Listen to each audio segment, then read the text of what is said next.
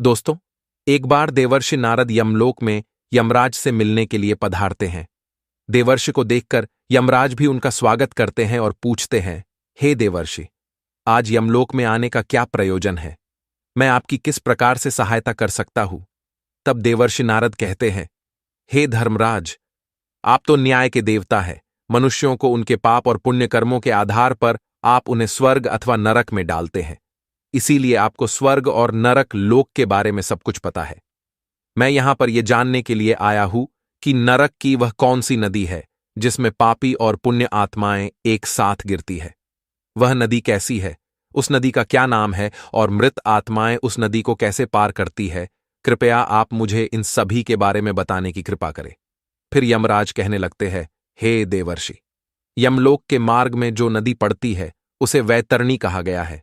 यह नदी अगाध, दुस्तर और देखने मात्र से ही पापी मनुष्य को महाभयभीत करने वाली है। इस नदी में मांस, रक्त, पीप आदि से युक्त जल बहता रहता है।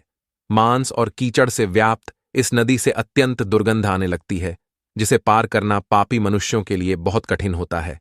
तथा यह नदी भयंकर नुकीले दांतों वाले जीव जंतुओं से व्याप्त है। फिर यमराज देवर्षि नारद को अपने साथ लेकर वैतरणी नदी की ओर प्रस्थान करते हैं। यमराज कहते हैं, देखिए देवर्षि, इस वैतरणी नदी में पापी आत्माएं यमदूतों के द्वारा गिराई जा रही है। पापी मनुष्य इस नदी को देखकर भयभीत हो जाते हैं, थर थर कांपने लगते हैं। जब पापी मनुष्य नदी के तट पर आकर खड़ा हो जाता है तो उसे देखकर वह वैतरणी नदी खौलने लगती है। उसका पानी उबलने लगता है, जिसे देखकर पापी उस नदी में उतरने से डरने लगता है। तब मेरे दूत उस पापी को धक्के मारकर नदी में गिरा देते हैं।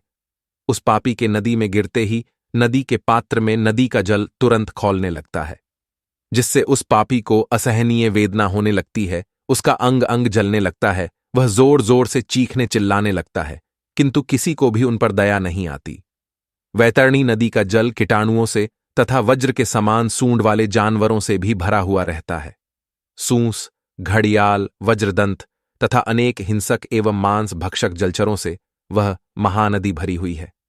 यमराज कहते हैं, हे देवर्षि, पृथ्वी पर प्रलय के अंत में जैसे 12 सूर्य आकाश में एक साथ दिखाई पड़ते हैं, ठीक उसी प्रकार से नरक में भी 12 सूर्य आकाश से उस नदी को तपाते रहते हैं, जिससे नदी का पानी उबलने लगता है।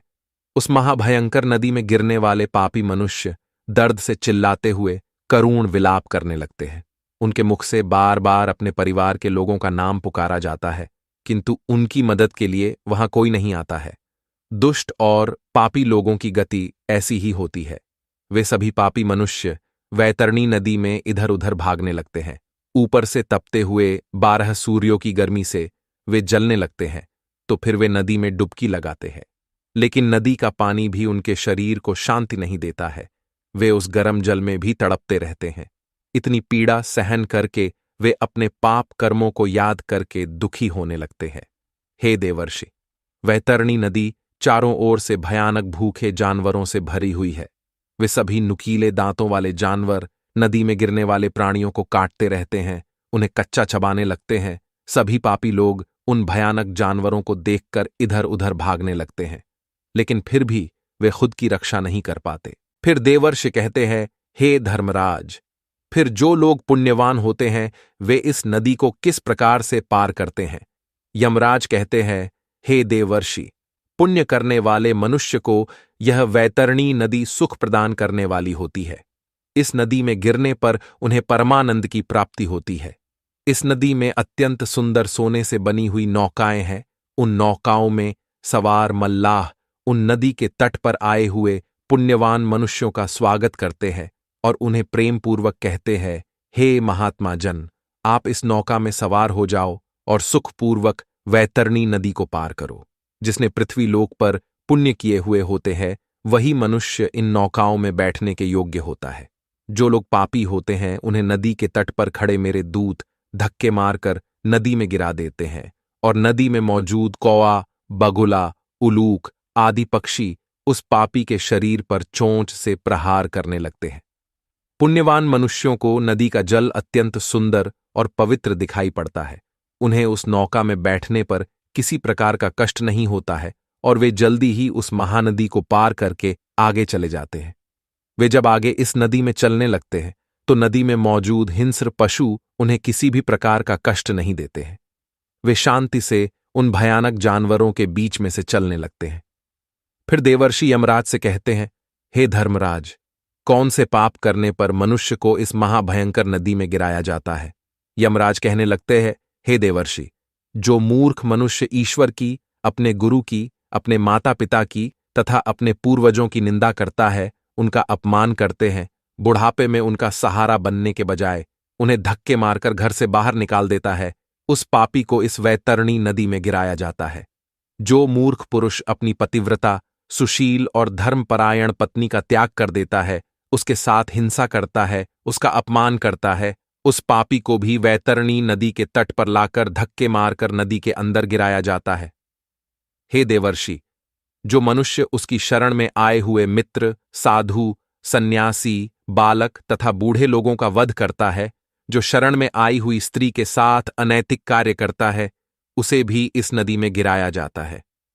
नदी के पात्र में गिरकर वह करुण विलाप करता हुआ अत्यंत कष्ट भोगता है। जो स्त्री पति के साथ विश्वासघात करती है, दूसरे पुरुषों के साथ संबंध रखती है, व्याभिचार करती है, उस पापी स्त्री को भी इस नदी के पात्र में गिराया जाता है। बड़े सूंड वाले जानवर, घड़ियाल आदि उस स्त्री पर झपट्टा मारते हैं और वह उनसे बचते बचते इस नदी के पात्र में आगे चलने लगती है। जो पापी मनुष्य शांत और कमजोर लोगों को अकारण ही दुख देता है, पैसे की हेराफेरी करता है, वह भी इस नदी में गिरता है और कृमि उसका भक्षण करते हैं। जो मनुष्य पूज्य जनों तथा गुरुजनों को वचन देता है और बाद में उस वचन का पालन नहीं करता है, मैंने ऐसा वचन दिया ही नहीं, ऐसा कहकर झूठ बोलता है, तो उसका भी वास इसी नदी में होता है और विषैले सर्प उसे डसने लगते हैं। जो दूसरों के घर में आग लगाता है, दूसरों का काम धंधा बर्बाद करता है, दूसरों को विष पिलाता है, झूठी गवाही देता है, शराब का सेवन करता है, यज्ञ आदि धार्मिक कार्यों में विघ्न डालता है तथा गुरु की पत्नी के साथ गमन करता है, उसे भी इस मांस के कीचड़ से व्याप्त नदी में गिराया जाता है। जो पापी मनुष्य दूसरों को वस्तु भेंट करके फिर से उसे चुरा लेता है, जो सेतु अर्थात नदी पर बनाए हुए पुल को तोड़ता है, दूसरों की पत्नी के साथ भोग विलास करता है, गायों को पानी पीने के लिए बनाई हुई बावली को तोड़ता है तथा छोटी कन्याओं के साथ बलात्कार करता है, उसे भी धक्के मारकर इस नदी में गिराया जाता है। नदी में स्थित जानवर उसका मांस नोच नोच कर खाने लगते हैं। जो भी मनुष्य दान नहीं करता, दान देकर बाद में पश्चाताप करता है, मांस का भक्षण करता है, गायों को मारता है, वह भी इसी नदी में गिरता है। अहंकारी, दूसरों की झूठी प्रशंसा करने वाला, गर्भपात करने वाला भी इसी नदी में गिराया जाता है। इतना सुनकर देवर्षि नारद आश्चर्यचकित हो जाते हैं और यमराज से कहते हैं, हे धर्मराज, इस महाभयंकर नदी का वर्णन सुनकर तो मेरे रोंगटे खड़े हो गए हैं, किंतु हे धर्मराज, मैंने सुना है कि नरक में एक और नदी भी है जो बहुत ही सुंदर और पवित्र है, कृपया आप उसका भी वर्णन करें। फिर धर्मराज कहते हैं, हे देवर्षि, इस वैतरणी नदी को पार करने के लिए मनुष्य को 17 दिन का समय लगता है और वह 18वें दिन मेरे नगर में पहुंचता है, जिसे यमपुरी कहा जाता है। इस नगर के पास पुष्पभद्रा नाम की नदी प्रवाहित होती है। अब मैं आपको इस नदी का वर्णन सुनाता हूं। पुष्पभद्रा नाम की जो नदी है, उसका जल अत्यंत शीतल और सौम्य होता है। जब सभी आत्माएं इस नदी के तट पर आती है तो वे उस शुद्ध और पवित्र जल का पान करते हैं और आगे बढ़ते हैं। नदी के चारों ओर अत्यंत सुंदर वृक्ष और फूलों से सजे हुए पौधे होते हैं। पुण्य आत्माओं के ऊपर फूलों की वर्षा होती है और वे आनंदपूर्वक उस नदी में विहार करते हैं। वहां पर मौजूद स्वादिष्ट फलों का वे आनंद लेते हैं। उस नदी के तट पर एक अत्यंत सुंदर वट वृक्ष है, जहां पर सभी आत्माएं विश्राम करती हैं, किंतु यम के दूत पापी आत्माओं को वहां पर विश्राम करने नहीं देते हैं। धक्के मारते हुए आगे चलने के लिए कहते हैं। उस प्राणी के पुत्रों के द्वारा जो भी मासिक पिंडदान किया हुआ होता है, उसे वह इस स्थान पर प्राप्त होता है और वह उसे खाकर आगे बढ़ता है। फिर देवर्षि कहते हैं, हे यमराज, वैतरणी नदी के ताप से बचने के लिए मनुष्य को कौन से कार्य करने चाहिए? यमराज कहते हैं, हे देवर्षि, मनुष्य यदि इस महातापी नदी को शीघ्रता से पार करना चाहता है तो उसे पृथ्वीलोक पर गाय का दान करना चाहिए। लाल अथवा काले रंग की शुभ लक्षणों वाली गाय का नाम वैतरणी रखना चाहिए और उस गाय का दान करना चाहिए। जो मनुष्य पृथ्वीलोक पर गाय का दान करता है वह यमलोक में गाय की पूंछ पकड़कर वैतरणी नदी को पार कर लेता है। गाय का दान करते समय कहना चाहिए, हे द्विज श्रेष्ठ, महाभयंकर वैतरणी नदी के बारे में जानकर मैं उसको पार करने की अभिलाषा से यह वैतरणी नाम की गाय आपको दान में दे रहा हूं। फिर गाय की पूंछ को हाथ में लेकर इस प्रकार से बोलना चाहिए, धेनुके त्वम प्रतीक्षस्व यम द्वारे महाभय, उत्तारणाय देवेशी वैतरण्यय नमोस्तुते। इस प्रकार से मंत्र बोलकर गाय का दान करने से गौ माता प्रसन्न होती है और वह मनुष्य यमलोक में सद्गति को प्राप्त करता है। वह वैतरणी नदी को आसानी से पार कर लेता है। जो व्यक्ति इस पृथ्वी पर गाय का दान देता है वह अपने समस्त अभीष्ट को सिद्ध कर लेता है। सुकर्म के प्रभाव से प्राणी को ऐहिक और पारलौकिक सुख की प्राप्ति होती है। स्वस्थ जीवन में गोदान देने से 1000 गुना एवं रोगग्रस्त जीवन में 100 गुना लाभ निश्चित है। मरे हुए प्राणी के कल्याणार्थ जितना दान दिया जाता है उतना ही उसका पुण्य है। अतः मनुष्य को अपने हाथ से ही दान देना चाहिए। मृत्यु होने के बाद कौन किसके लिए दान देगा? दान धर्म से रहित कृपणतापूर्वक जीवन जीने से क्या लाभ? इस नश्वर शरीर से स्थिर कर्म करना चाहिए। आत्मा अतिथि है और वह एक न एक दिन इस शरीर का त्याग करके चली जाएगी। इसीलिए बिना लोभ किए मनुष्य को दान अवश्य करना चाहिए। इस प्रकार से यमराज ने देवर्षि नारद को यमलोक की वैतरणी और पुष्पभद्रा नदी का वर्णन किया है। उम्मीद है आपको यह जानकारी अच्छी लगी होगी। वीडियो को लाइक जरूर करें और कमेंट में जय श्री कृष्ण अवश्य लिखें।